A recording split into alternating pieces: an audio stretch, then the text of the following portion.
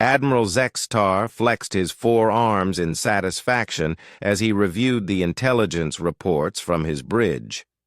The human colony on Kepler 442b had fallen in just 6 rotations, a pathetic resistance that barely qualified as a skirmish. The agricultural world's population of 3 million had surrendered after the first orbital bombardment, their primitive defense grid crumbling like dried vegetation. Humans, he chittered to his second-in-command, are as weak as the Galactic, Council claimed. This new Eden colony produces enough food to feed 12 systems, yet they couldn't even mount a proper defense. Commander Vash nodded, her scaled head bobbing with agreement.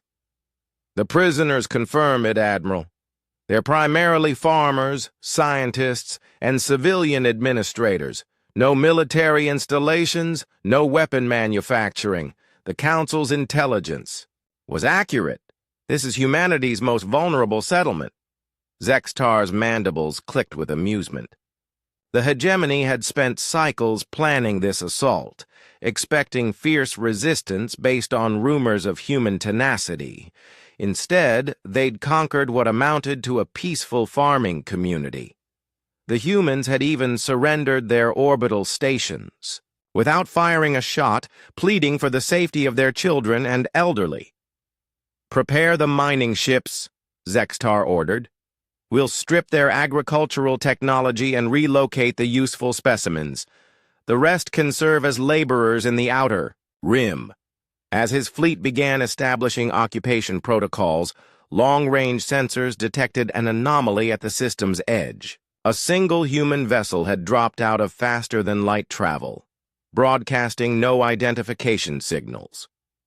"Size and classification?" Zextar inquired, barely looking up from his victory reports. "Unknown configuration, Admiral. It's small. Perhaps a courier or scout vessel that escaped the initial assault." Zextar waved a dismissive arm. "Send a squadron to capture it. One ship poses no threat to our entire fleet." The human vessel accelerated toward the planet with reckless speed, ignoring warning shots from the intercepting hegemony fighters. As it closed distance, its communication array finally activated. "Hegemony Fleet, this is Captain Sarah Chen of the UES Retribution. You have exactly 60 seconds to release every human citizen and withdraw from this system." The bridge erupted in chittering laughter. A single human ship, smaller than their escort destroyers, was issuing ultimatums to a conquest fleet of 200 vessels.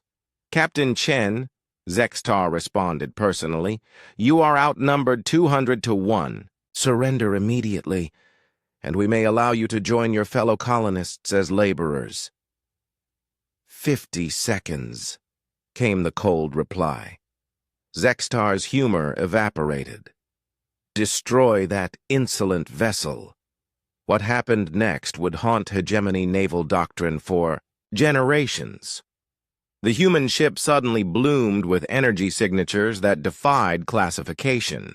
It wasn't larger than their destroyers. It was denser, every cubic meter packed with technologies the hegemony had never encountered. The first wave of fighters simply vanished. Not destroyed, not disabled, completely atomized by weapons that fired bolts of concentrated antimatter. The human ship moved like nothing Zextar had ever witnessed, its inertial dampeners allowing acceleration that should have liquefied any organic crew. "What is that ship?" Vash screamed as 3 more squadrons disappeared into expanding clouds of superheated plasma. The communication channel crackled back to life. "My designation is Captain Sarah Chen, Commanding Officer of Mars Colonial Defense Force, 3rd Expeditionary Fleet. New Eden is under the protection of the Sol Treaty Alliance. You have violated sovereign human space, attacked civilian populations, and committed acts of war against a Category 7 protected colony." Zextar's blood chilled. Category 7 was the highest civilian protection rating in known space, reserved for settlements with zero military capability. "Mars colonial defense?" he whispered. "The intelligence said humans had no military colonies in this sector." 30 seconds, Captain Chen continued. "For the record, New Eden isn't just Earth's weakest colony. It's also the sister world to humanity's angriest one. Mars terraforming created the most brutal military culture in human space. We've been defending peaceful worlds for 3 centuries. The UES retribution began systematically dismantling Zexitar's fleet.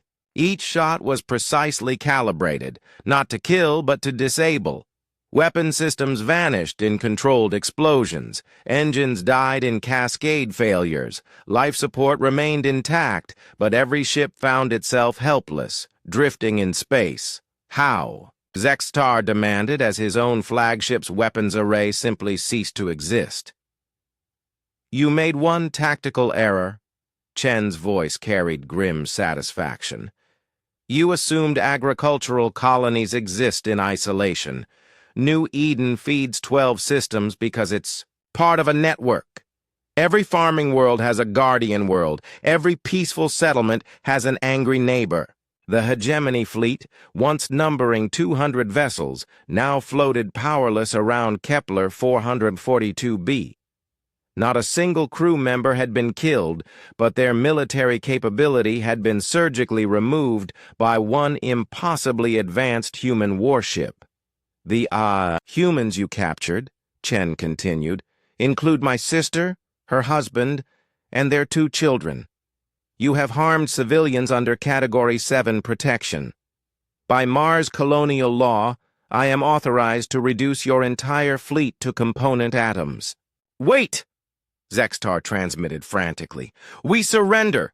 We'll release all prisoners and withdraw immediately." "Too late for mercy," Chen replied. "But I'll offer justice instead. You'll return every human citizen unharmed. You'll compensate New Eden for damages, and you'll carry a message back to your hegemony.